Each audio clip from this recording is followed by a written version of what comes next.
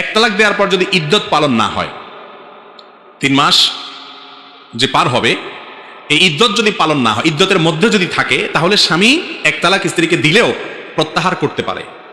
এই তালাককে বলা হয় প্রত্যাহারযোগ্য তালাক। এইভাবে তালাক দেওয়াটাই হলো সুন্নাহ। যদি দিতে হয়, মনে হলো যে না ঠিক আছে আমি তালাকটা দিয়ে ফেলেছি, সঠিক করি নাই, একসাথে থাকা দরকার, অথবা স্ত্রী আমার কাছে অনুতপ্ত হয়েছে বা তার প্রতি আমি অবিচার করে ফেলেছি, এখন ফেরত নিতে চাই, সুযোগ আছে। এক তালাক দিয়েছেন, ইদ্যত এখনো ক্রস করে নাই, তাহলে শুধু যদি মুখে বলেন আমি প্রত্যাহার করলাম, অথবা স্বামী স্ত্রী হিসেবে বসবাস শুরু করলেন, তাহলে প্রত্যাহার হয়ে গেল। তালাক কিন্তু একটা দেওয়া শেষ, আর 2টার পাওয়ার থাকবে, একসাথে থাকতে পারবেন। এটাকে বলা হয় প্রত্যাহারযোগ্য তালাক। অনেক সময় অনেকে 3 তালাক দেওয়ার পরে এসে বলে হুজুর একটু তওবা পড়াই দেন। তওবায় কাজ হবে? 3 তালাক দেওয়া আর চুরি ভরা একই সমান। একবার এক তালাক দিলেন, আবার এক তালাক দিলেন, আবার একটা, অনেকে 3 না 300 তালাক দেওয়া শেষ, কদিন পর পরে তালাক দেয়। এরপর এসে বলে হুজুর একটু তওবা পড়াই দেন। বাইতুল মুকাররম না, শুধু হারাম শরীফের ইমাম সাহেব এসে যদি তওবা পড়ায়, তালাকের জোড়া লাগবে না।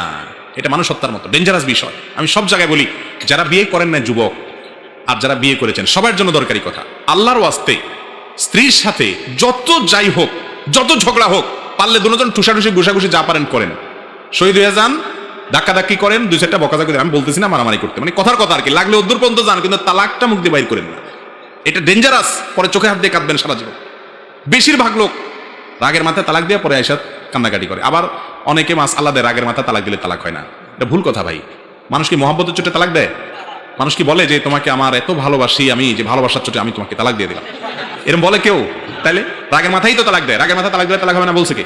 হ্যাঁ, রাগের মাথায় তালাক দিলেও সেটা সুচিন্তিত ভাবে, ভালো করে ভেবে চিন্তে একজন আলেমের কাছে যাবেন। তালাক মুখের দিয়ে বাইর করার আগে একজন ভালো আলেমের কাছে যাবেন, মুফতি সাহেবের কাছে যাবেন, যা বলবেন মুফতি সাহেব এই বউয়ের সাথে আমার আর চলবে না, আর থাকবো না, আমি একবার ডিসিশন নিয়ে নিয়েছি, না রাস্তা আলাদা করে ফেলবো, কোনোভাবেই হবে না, তালাক দেবে। এখন বলেন কেমনে দেবো?